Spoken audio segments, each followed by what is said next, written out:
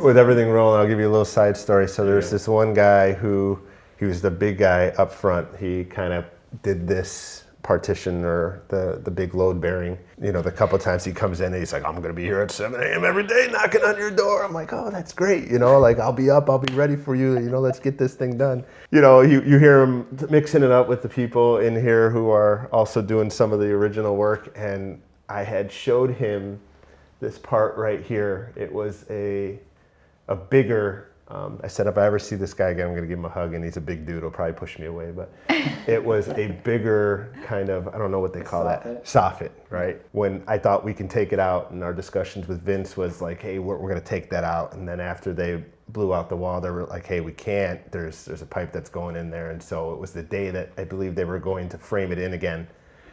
And I said, hey, is there any possibility that you could maybe just get as close as you can to that? And I don't know if he took a half day or whatever it is, but then when it got drywalled, it was even cooler than I thought. He could, like, just the work he took to do that.